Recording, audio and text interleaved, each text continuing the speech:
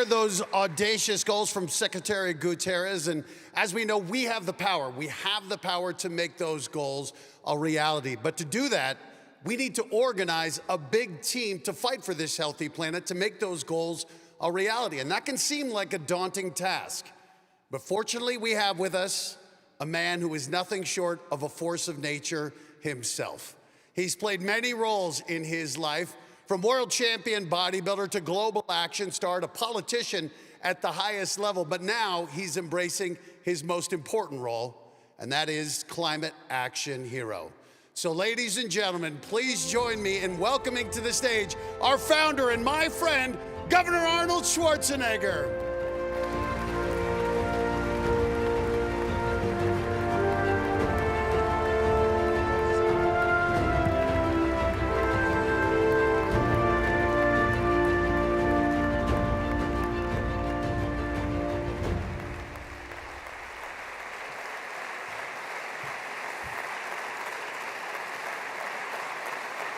Thank you.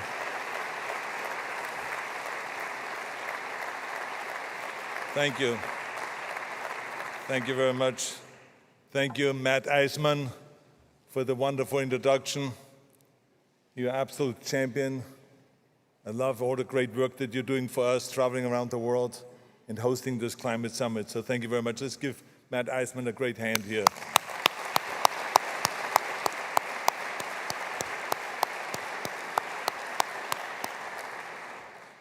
Thank you, Chancellor Nehammer, for the wonderful speech that you've given here today to us and for helping us open the summit. Thank you very much, President van der Bellen, my dear friend, for co-hosting the summit with me every year as we move towards a clean energy future. I really appreciate your friendship. Thank you very much. Big hand to both of them. Thank you.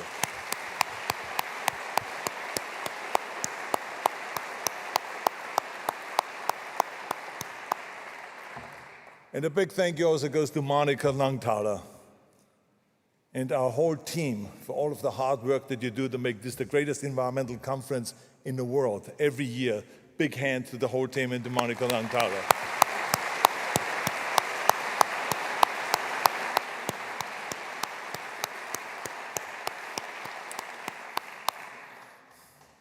And thank you also to all of our world leaders that are here today and our environmentalists.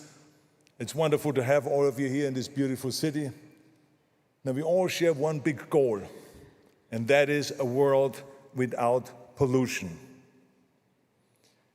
Now, people ask me all the time when they come up here, says, why am I smiling? Why am I having such a great time and have this kind of relaxed and joyful face?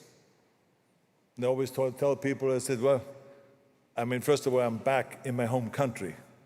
So that makes me really happy to be back here in Vienna and to eat all the good schnitzel and to drink the schnapps, the Interkaiserschmarrn and all of those things. It's fantastic. But also I'm so happy because I have all my friends here. I mean, I have my friends here from Thal, from my home village.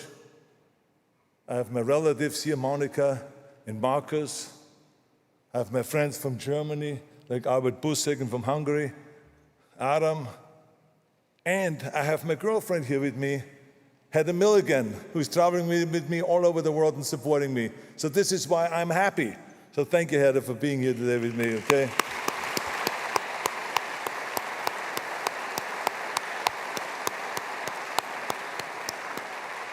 So that's why I'm happy, and I'm also happy because when I look back at the last 20 years and see how far we have come in California with our environmental progress, how could I not smile? As a matter of fact, just the other week, it was literally just 3 weeks ago, I plugged in a huge solar roof in California. This solar roof was 180,000 square feet. It was on top of a warehouse, top of the roof at the port in Los Angeles where all the ships come in, this big harbor. I mean, think about that. 180,000 square feet. So our program continues in California. And it was possible because of our Million Solar Roof Initiative. So of course I'm happy. While I was there, I visited the startups inside that warehouse and saw the future. Now, as Terminator, of course, I saw the future already a long time ago in the movies, but this is reality now. I saw the future, I saw the robots, the clean cement, sustainable seafood, and companies that are making power from algae and waves, and much more. As a matter of fact, some of those companies are here today. Let's give them all a big, big hand for coming all the way over here.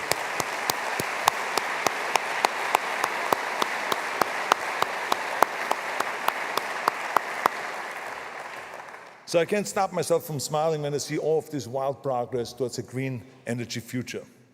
And I have to laugh because when I think back 20 years ago, yes, it is 20 years now that I ran for governor of the great state of California.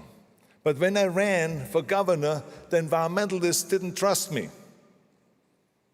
They were very suspicious. They said, this guy, is not to be trusted. He's talking here about that he's going to be a green governor. Nonsense. He's a conservative. He's a Republican. He's blowing up everything on a movie set. He's smoking cigars. I think this is just another empty campaign promise. Now, I was not offended by that at all. First of all, I always believe if people don't expect anything, you have a much greater chance to accomplish a lot.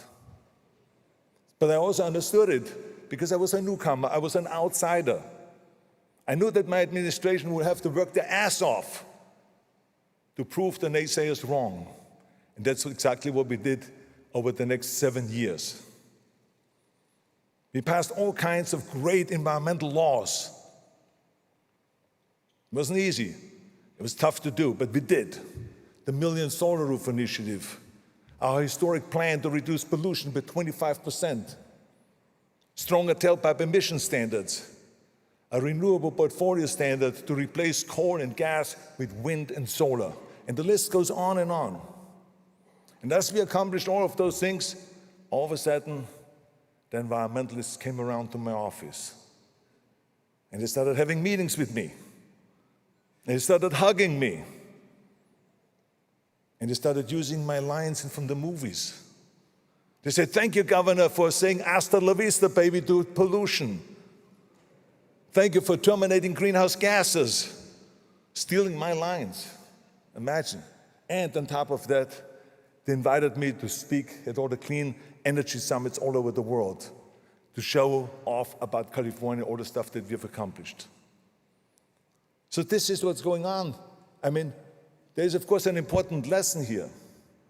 I want you to remember to keep the doors to our environmental movement open, to newcomers, to outsiders, and to the newly converted.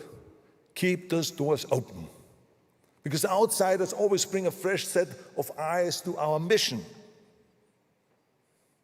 When I got involved first with this whole thing, I saw right away, as a businessman, and as a man that was savvy in marketing and in communicating, that there was something off about our environmental movement in California.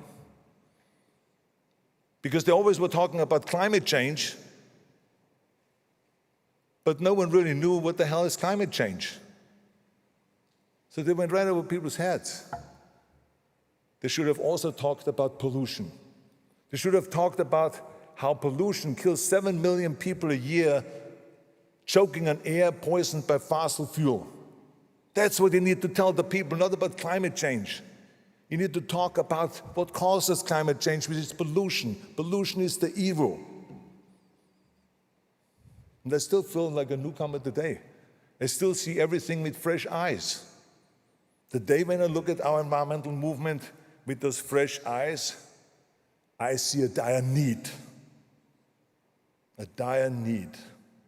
We need a new environmentalism based on building and growing and common sense. Old environmentalism was afraid of growth. It hated building. Many of you know this style, of course, protesting every new development, chaining yourself to construction equipment and using lawsuits after lawsuits and permitting to slow everything down. But that's not how we accomplish anything. Now, I have to be honest. I don't really blame those old environmentalists Because back then, growth meant more fossil fuels, more pollution, and more death. But times have changed. Everyone has to wake up. Times have changed, and we have to change with them. Trust me, you don't want to be the old out-of-touch boomer, asking someone for a beeper number, or looking for a VCR to watch movies. No, times have moved on. There's new technology. It's time for the environmental movement to wake up and to see the new reality and to be able to change and to adapt. The other day I was listening to some financial expert talking about the challenges of financing. This guy managed billions and billions of dollars of funds. And he said the number one and most important thing is to always change and adapt. He says he wakes up every morning and looks at the stock market. Every morning he looks at what's going on in the economy. He says he has to adapt and he has to change. And if he doesn't, if he would invest just like in the 70s and 80s, he would be out of business. See, that's the problem. Growth doesn't have to be powered anymore by fossil fuels. No, times have changed. Solar and wind now costs less than coal power. And new electric cars are coming online every single week. Every single car manufacturer now produces electric cars. Our progress is moving so quickly that it is actually hard to imagine how we could ever fail. But I want to be clear. We can fail. And if we do, it won't be a failure of innovation. If we fail, it will be a failure of not growing and not adapting with the times, not listening to the people and not using the tools at our disposal. It would be a failure to build green projects. We can no longer allow red tape to hold our green revolution back. We cannot allow that to happen. We can no longer accept years of environmental reviews, 1,000-page reports, lawsuits after lawsuits, and keeping us from building. And I want to be clear here. I'm not just talking about building new highways and freeways and on-ramps and off-ramps and tunnels and bridges and those kind of infrastructure. No, I'm talking about infrastructure that has to do with the clean environment, environmental projects. Throughout the United States and Europe, thousands of clean energy projects sit waiting to be built. Sit waiting to be built.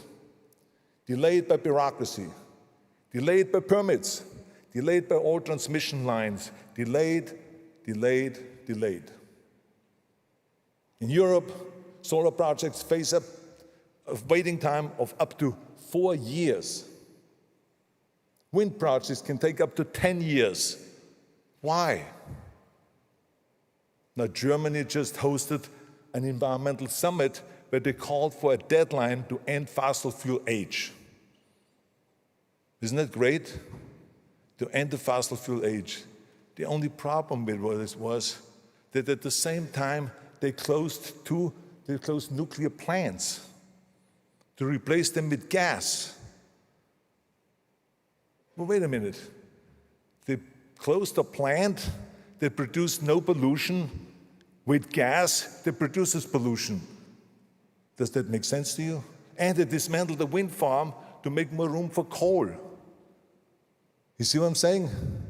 The whole thing doesn't make any sense. This is wild. And it's true. In the United States, it's not much different. I mean, we have 2,000 gigawatts of almost completely clean energy projects waiting in line to be built. 2,000 gigawatts. Just to give you an idea of how much power that is, the entire current United States grid handles 1,200 gigawatts. So now there's 2,000 gigawatts waiting to be built, all renewable, clean, just waiting to be built. Clean energy is not moving forward. And this is why you see headlines now in the newspapers and magazines that say, clean energy, what's the holdup? Or red tape is holding back green future. Those are the kind of headlines we see now in the press. Is this really what the old environmentalists want? I mean, we all agree that we are facing an emergency. Let me ask you a question. If you have a heart attack, you get taken to the hospital, to the emergency room, and there they tell you, we won't have time for you right now. Come back in a week or two, maybe in a month. What would you say? You would say, get the hell out of here. What are you talking about? This is an emergency. I know none of you would put up with that. So why are we putting up with these delays in our pollution emergency? That's why today I call for a new environmentalism based on building the clean energy projects that we need as fast as we can. We have to build and build and build. Recent reforms from the European Union to fast-track some of those projects gave me actually great hope. So I'm very proud of the Europeans.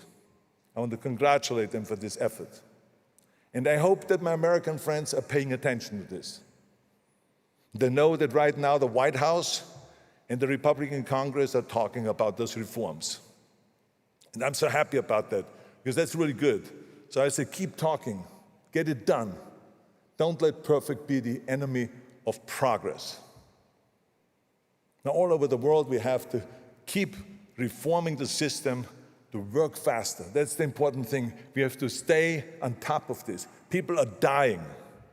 That's why today I call on every government around the world to clear the path for green projects, start building, and terminate pollution. I call on all my environmentalist friends to move past the old ways and to embrace the new environmentalism based on clean energy growth. I call for change. Change is never easy, but this is an emergency, and this emergency demands action. Lives depend on it. Now, one of California's most famous companies, Facebook, had an equally famous motto: move fast and break things. Let the slogan of our new environmentalism be, move fast and build things. Build a clean and abundant energy future. Let's do that. Build better, build cleaner, build now. Build, build, build. We can do it. As our motto here says, we have the power. Thank you very much, all of you. Thank you.